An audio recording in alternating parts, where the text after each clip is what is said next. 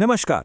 चलिए मेरे साथ कल्पना कीजिए पुरी के जगन्नाथ मंदिर की। सोचिए, बंगाल की खाड़ी से वो नमकीन हवा आ रही है, हजारों लोगों की भीड़ है और हवा में ना एक गहरी आस्था घुली हुई है। पर अगर हम इन दीवारों के पार झांकें तो वहां सिर्फ एक मंदिर नहीं है, बल्कि एक जीता जागता रहस्य है। एक ऐसी जगह जहां कुदरत के नियम भी मानो बदल जाते हैं। जैसा कि एक कथाकार ने क्या खूब कहा है, आप एक स्मारक देखते हैं, लेकिन और करीब से देखिए, इन पत्थरों ने हजार मॉनसून की नमकीन हवा में सांस ली है। धरती खुद एक ऐसे भगवान का स्वागत करने के लिए कांप उठी थी जिसने पूरा होने से ही इनकार कर दिया। तो समझ रहे हैं, ये सिर्फ पत्थर नहीं है, ये एक कहानी की धड़कती हुई आत्मा है। तो चलिए इस रहस्य में और गहराई से उतरते हैं। ये मंदिर दरअसल विरोधाभासों का घर है। मतलब एक ऐसी जगह जहां विज्ञान और तर्क अक्सर दरवाजे पर ही थम जाते हैं और विश्वास अंदर कदम रखता है। यहाँ जो कुछ होता है ना, वो हमारी समझ को सीधी सीधी चुनौती देता है। जरा सोचिए इस बारे में। मंदिर के शिखर पर जो झंडा लगा है वो हमेशा हवा के उल्टी दिशा में लहराता है। अजीब है ना? और समंदर का वो शोर, जैसे ही मंदिर के सिंह द्वार पर पहुंचते हैं वो शोर अचानक एक गहरी रहस्यमयी खामोशी में बदल जाता है। और सुनिए, 214 फीट ऊंचा शिखर, लेकिन उसकी परछाई कभी जमीन पर पड़ती ही नहीं। और वो 8 टन का नील चक्र, शहर में कहीं भी चले जाइए वो हमेशा आपको ही देखता हुआ मिलेगा। समुद्र की गर्जना वाला रहस्य तो सबसे ज्यादा हैरान करने वाला है। देखिए, सिंह द्वार के बाहर बंगाल की खाड़ी की लहरों का लगातार शोर गूंजता रहता है, लेकिन जैसे ही आप एक कदम अंदर रखते हैं, बस एक पल में अचानक एक भारी और दिव्य शांति छा जाती है। इसके पीछे एक कहानी है। कहते हैं कि भगवान की बहन सुभद्रा ने मंदिर के अंदर शांति की इच्छा की थी और बस उनकी इच्छा का सम्मान करने के लिए समुद्र ने इस दरवाजे पर हमेशा के लिए अपनी आवाज को खामोश कर लिया। तो सवाल यही उठता है कि आखिर ये सब कैसे हो सकता है? इन चमत्कारों का स्रोत क्या है? इन सारे रहस्यों को समझने के लिए हमें उस बहुत पुरानी कहानी की ओर लौटना होगा जहां से इस मंदिर की आत्मा ने जन्म लिया था। ये कहानी एक राजा की है, राजा इंद्रदुम्न की। वो एक ऐसे राजा थे जिन्हें सोने चांदी में कोई दिलचस्पी नहीं थी। उन्हें तो बस परम सत्य की तलाश थी।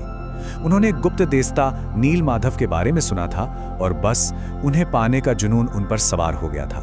नील माधव नाम का मतलब है नीलम मणि जैसे गहरे नीले रंग वाले देवता, जिनकी पूजा प्राचीन उड़ीसा के वनवासी कबीले किया करते थे।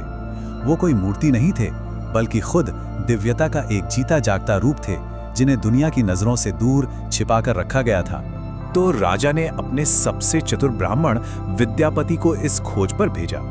विद्यापति ने कबीले में पहुंचकर वहां के सरदार विश्ववसु का भरोसा जीता और फिर उनकी बेटी ललिता से शादी कर ली। अब जब वो परिवार का हिस्सा बन गए तो आखिरकार विश्ववसु उन्हें उस पवित्र गुफा तक ले जाने के लिए तैयार हो गए। पर शर्त ये थी कि आंखों पर पट्टी बांधकर जाना होगा। विद्यापति को ले जाया गया, लेकिन उन्होंने अपने राजा से किया वादा नहीं तोड़ा। उन्होंने चुपके से रास्ते में सरसों के बीज गिराते हुए एक निशान छोड़ दिया। लेकिन जैसे ही राजा इंद्रद्युम्न अपनी पूरी सेना के साथ उस जगह पर पहुंचे, भगवान गायब हो गए। वो नीलामणि जैसे हवा में घुल गई। राजा के हाथ कुछ नहीं लगा, सिवाय अपने अहंकार के टूटने की आवाज के। उनकी सारी ताकत उस दिव्य शक्ति के सामने कुछ भी नहीं थी। अपने गहरे दुख में डूबे राजा को तभी एक आकाशवाणी सुनाई दी। एक आवाज ने कहा, मैं तुम्हारे घमंड से नहीं बंधूंगा, लेकिन मैं तुम्हारे पास दारू यानी एक दिव्य लकड़ी के लट्ठे के रूप में आऊंगा। समुद्र की ओर देखो। भगवान की खोज का तरीका अब पूरी तरह बदल गया था।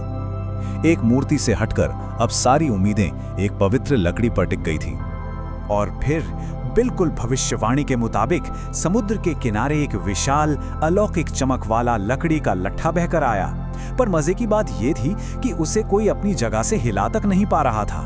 तभी वहां एक रहस्यमय बूढ़ा बढ़ई आया और उसने कहा कि सिर्फ वही उस लकड़ी से मूर्तियां बना सकता है।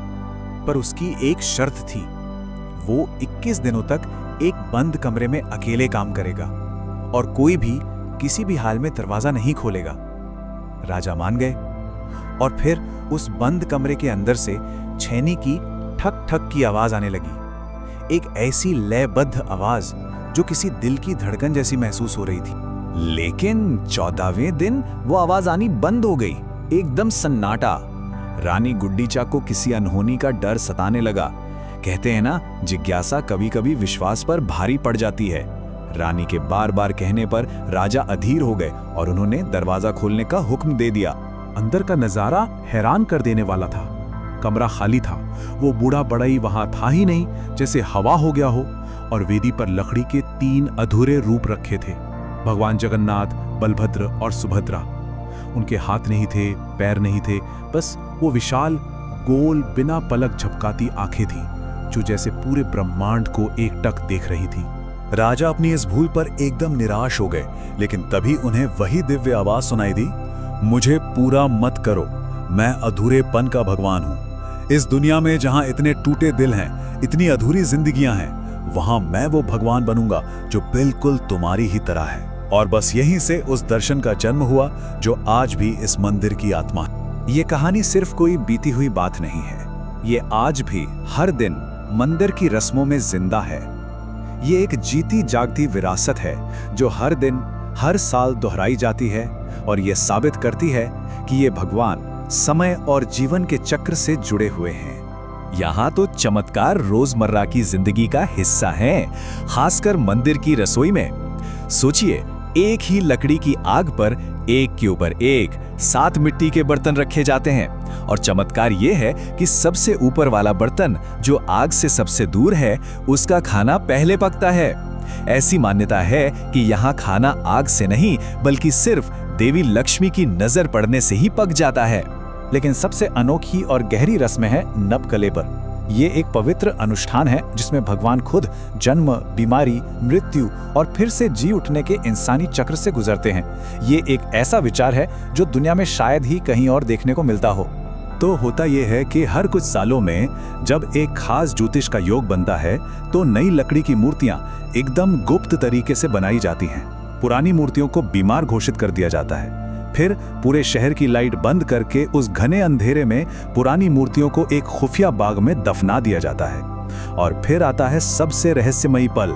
एक पुजारी जिसकी आंखों पर रेशम की पट्टी बंधी है, हाथों में मोटे कपड़े लिपटे हैं, वो पुरानी मूर्ति से ब्रह्म पदार्थ, वो दिव्य ऊर्जा निकालकर नई मूर्ति में डाल देता है, और इसी के साथ भगवान का फिर से जन्म होता है। तो आखिर में ये मंदिर सिर्फ चमत्कारों या कहानियों का एक कलेक्शन नहीं है, ये असल में इंसानियत का ही एक आईना है। ये ब्रह्मांड की वो आंख है जो हमें देखती है और जिसमें हम भी खुद को देख सकते हैं, अपनी सारी कमियों और अधूरेपन के साथ। तो ये मंदिर आखिर क्या दिखाता है? ये कोई पुराना स्मारक नहीं बल्कि एक जिंदा सांस लेता हुआ रहस्य है। ये एक ऐसी जगह है जहां जाति और अहंकार धूल में मिल जाते हैं। ये एक ऐसे देवता का घर है जो इंसानी अधूरेपन का जश्न मनाते हैं। और ये एक ऐसी कहानी है जिसमें हर वो इंसान शामिल हो जाता है जो इसके दरवाजे से गुजरता है। और अंत में ये सब हमें एक बहुत गहरे सवाल पर लाकर छोड़ देता है। टूटे दिलों और अधूरी जिंदगियों से भरी इस दुनिया में अधूरेपन में भगवान को ढूंढने का आखिर क्या मतलब है?